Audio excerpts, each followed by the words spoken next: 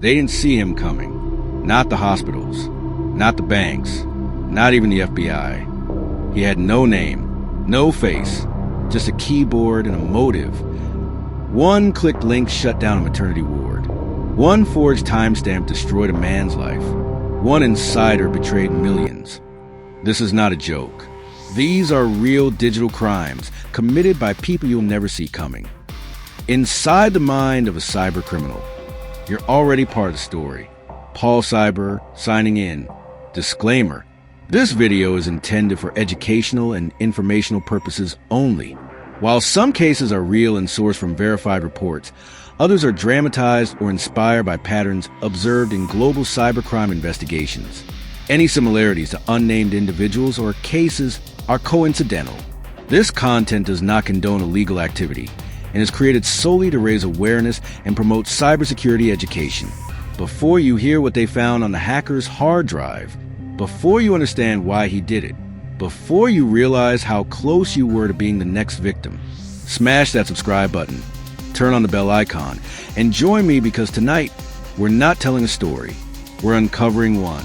A true story about secrets buried in hard drives, about digital footprints that were never meant to be followed, about the men and women paid to uncover the truth, and sometimes paid to bury it. We begin where the lights went out. In 2023, a hospital in rural Illinois received an anonymous email at 3:17 a.m. One sentence. Code, untraceable. We have all your patient records. Pay or they go public. 23 minutes later, the maternity ward shut down. 2 newborns rerouted to emergency facilities. One didn't make it in time. The entire hospital went dark. Ventilators offline. Doctors scribbling notes on paper. Pharmacists pulling expired dosage charts from dusty binders. It felt like 1970.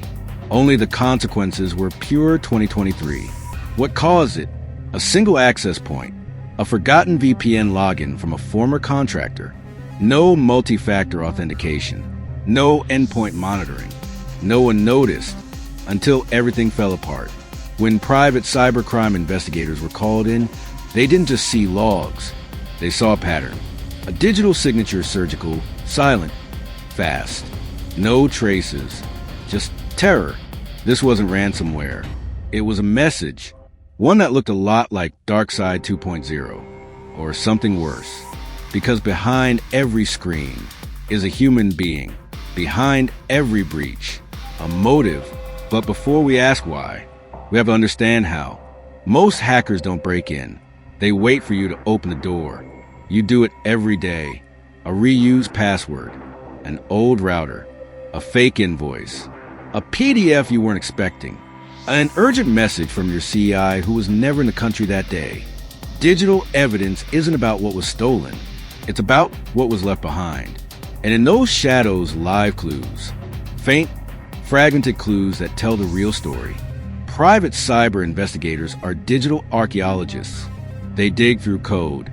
They reconstruct chaos. They don't stop the breach. They reveal its truth. Now, let's take a flight across the world. Lagos, Nigeria, 2021. Inside a high-rise condo, 3 laptops hummed under a humming ceiling fan. For phones on the table. One man known online as Razor. When investigators finally reached him, he didn't run. He offered them coffee.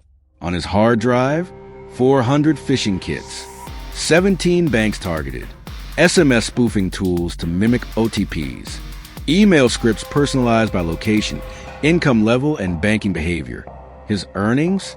Over $400,000 in just 6 months. He never left his apartment. No face, no fingerprints, just keystrokes, algorithms, and your mother's maiden name.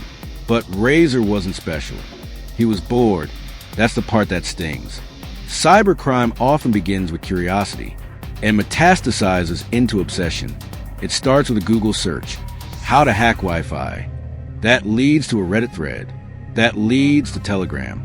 Then a file. Then a test. And just like that, a new threat is born. Not always for money. Sometimes it's revenge. Sometimes it's ideology. But more often, it's boredom weaponized. In one Midwestern city, A teenager's tantrum took out the power grid. Why? His mic glitched during remote class. He got laughed at. He wanted revenge. So he downloaded a tool off GitHub, hijacked a substation router. 7 hours of blackout. Ambulances delayed. Surgeries postponed. One patient gone. No firewall. No endpoint detection. Just rage and broadband. And just when you think cybercrime is something distant, something far away from your life, you find out it's closer than your own network. Because the next breach didn't come from a hacker. It came from within. 2019, Desjardins Group, a credit union giant in Canada. 6.2 million customers exposed. But there was no ransomware. No exploit. Just an employee with access and a grudge. For over 2 years, he quietly copied data onto USB drives. Names, birth dates, account numbers, labeled by province, sold for pennies. He wasn't a hacker. He was in marketing. They had firewalls. They had 2FA. They had a security operations center.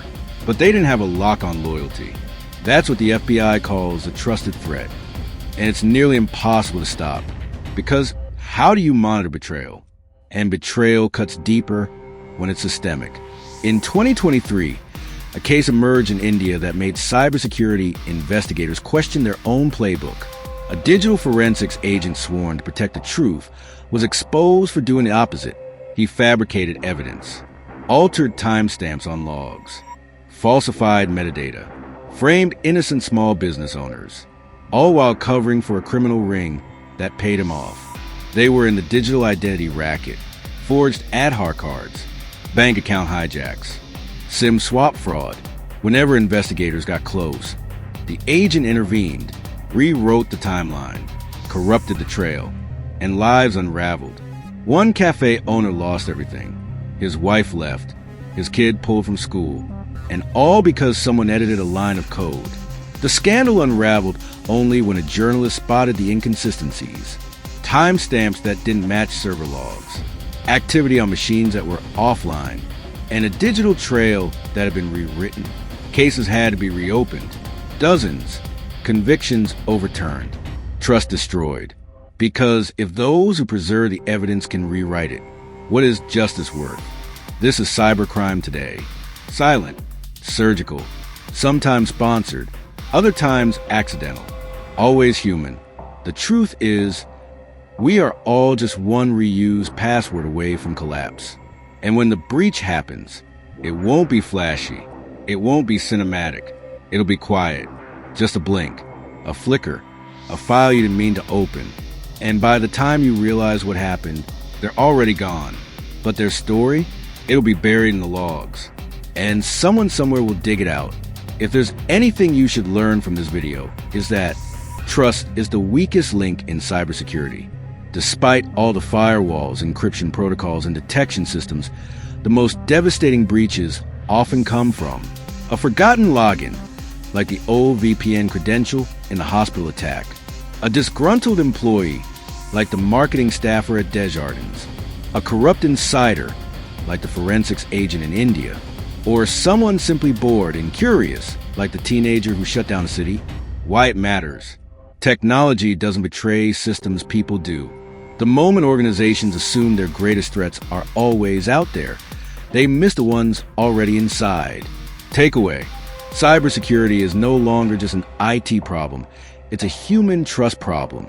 And if trust isn't monitored, verified, and protected with the same urgency as code or firewalls, the entire system becomes vulnerable from within. Paul Cyber, signing off. But trust me, they're still out there.